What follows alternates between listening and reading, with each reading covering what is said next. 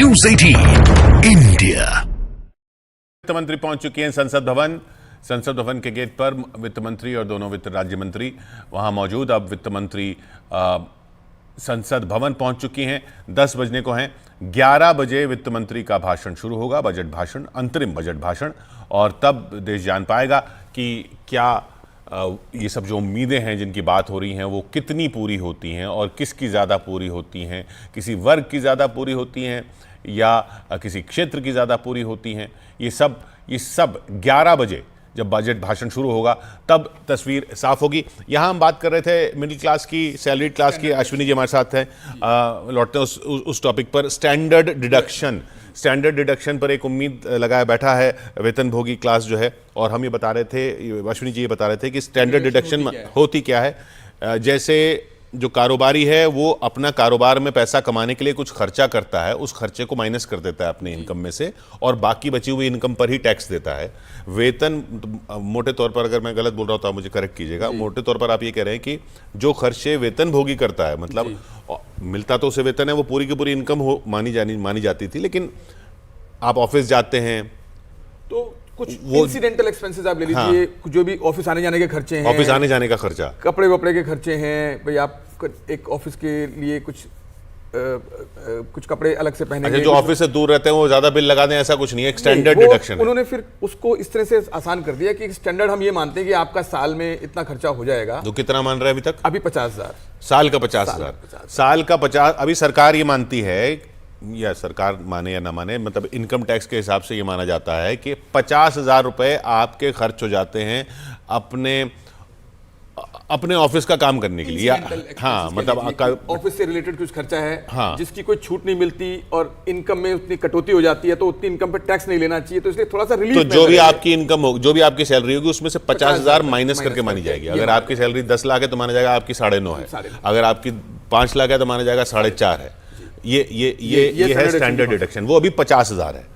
ये बढ़ जाएगा, अगर स्टैंडर्ड डिडक्शन बढ़ जाएगा तो यानी उस पर टैक्स नहीं लगता, उतना टैक्स नहीं लगेगा। हाँ, उतने पोर्शन पे टैक्स नहीं, इनकम से रिलीफ है, उस पर टैक्स नहीं लगेगा। हाँ, तो जैसा आपने कहा कि जो इनकम है उसमें से 50,000 रुपए की कटौती हो जाएगी। अच्छा, समझ लीजिए बढ़ के 50,000 से 60,000 हो जाता है, तो 10,000 रुपए बढ़ गया। 10,000 रुपए पे जितना टैक्स ब्रैकेट है उसके हिसाब से उतना बेनिफिट। तो जिसका, हाँ, तो 10,000 रुपए पे अगर आप 5%, 10% या 15% जिस भी टैक्स ब्रैकेट में आ रहे हैं उतना कम हो जाएगा। अगर आप 10% के ब्रैकेट में आ रहे हैं तो आपका 1,000 रुपए बच जाएगा।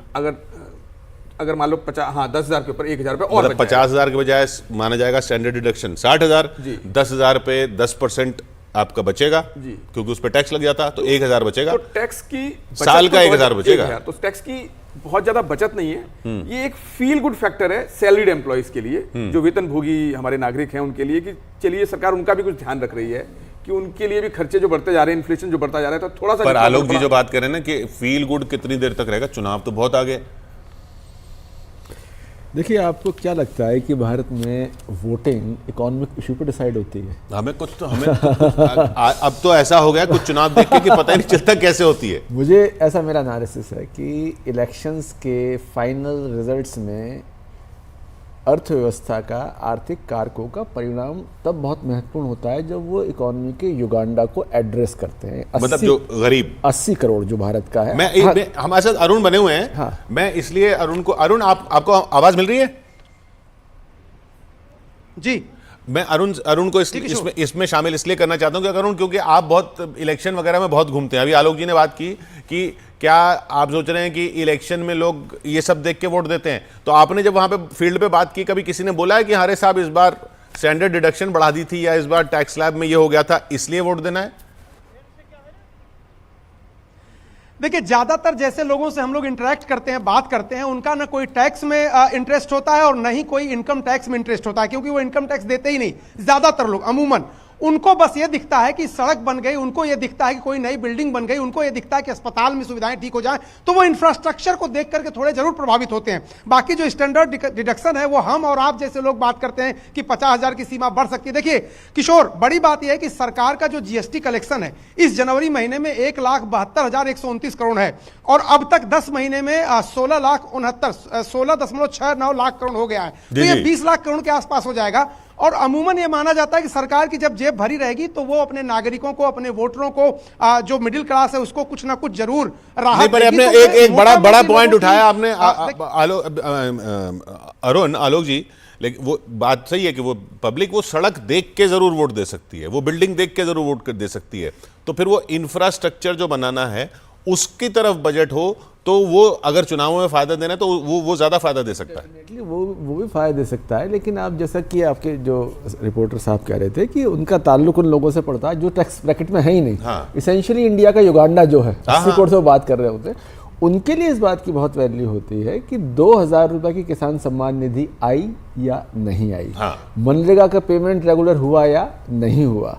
तो उसमें अगर आप देखें बहुत कायदे से, 1 आध साल की बात नहीं कर रहा हूँ मैं, आप 10 साल से देखें तो पूरा की पूरा जो आप कहें कि लेफ्ट इकॉनमी, सोशलिस्ट इकॉनमी, वो सारे के सारे फंडामेंटल्स मोदी जी अपने बजट में लेके। मोदी जी जो 4 जातियां बोल रहे हैं ना, ये जो ये गरीब, युवा, अन्नदाता और नारी, असल में जो सबसे बड़ी जाति जिस तरफ आप इशारा कर रहे हैं और अरुण भी इशारा कर रहे हैं वो है एल, लाभार्थी, जिसको वही कहते हैं लाभार्थी, मतलब उनकी पार्टी कहती है, वो ऑफिशियली नहीं कहते हैं उस तरह से, लेकिन जो लाभार्थी हैं उनका लाभ कितना हो रहा है, किस स्कीम में हो रहा है, वो ज्यादा मैटर करेगा। एक चीज़ आपने और बताई, जैसे हमारे टैक्स एक्सपर्ट ने बताया कि 1,000 का फायदा हो गया। हाँ। अब मध्य वर्ग को, मलेशिया वाले को 1,000 का फायदा, 2,000 का फायदा डजंट काउंट मच साल में। लेकिन अगर किसान नहीं, पर हेडलाइन बनती है, देखिए साहब, वो है ना, वो एक इम्पैक्ट की बात आती है।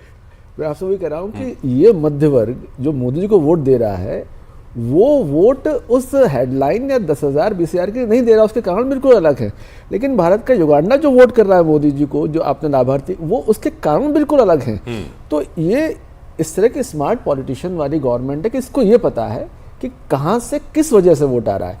मिडिल क्लास को आप कुछ भी मत दीजिए, वो वोट वहीं करने वाला है। और वहाँ 80 करोड़ के युगांडा को आप 1 का 2 कर दीजिए तो वोट आपका टूट के पड़ने वाला है। हाँ, ये समझदारी है। जी, तो उम्मीदें जो हैं वो थोड़ी सी, अगर आपने उस तरफ कैलिब्रेट की हो तो इधर कर दीजिए। ये किसान सम्मान निधि, मनरेगा का पैसा, ये सब कितना बढ़ेगा ये देखना होगा। ये इसके बढ़ने की उम्मीदें ज्यादा हैं, जैसा आलोक जी बता रहे हैं। बाकी मिडिल क्लास को कुछ हेडलाइन ऐसी बन जाए, ऐसा कुछ संकेत आ जाए, वो बात अलग है। हाँ। एक आम नागरिक तो मानता है कि गुड गवर्नेंस वही है कि टैक्सेस मिनिमम हो और डेवलपमेंट मैक्सिमम हो। कैसे करेगी सरकार? आम नागरिक मतलब आप मिडिल क्लास नागरिक की बात कर रहे हैं। क्लास या कोई भी, वो भी आम नागरिक है ना, जो लाभार्थी, जो लाभ ले रहे हैं इन स्कीम्स का। उनका टैक्स से मतलब नहीं है, इसलिए उनको टैक्स लेने देना नहीं है। लेकिन अगर उस तबके के अलावा हम बात करें तो हर तबका यही चाहेगा कि भाई मेरी जेब से टैक्स तो कम से कम जाए। जी। लेकिन आप डेवलपमेंट पूरा करें, यही आपकी सक्षमता है। तो उम्मीद तो यही करते हैं सरकार से। तो देखते हैं क्या क्या वो उस तरफ के संकेत आते हैं।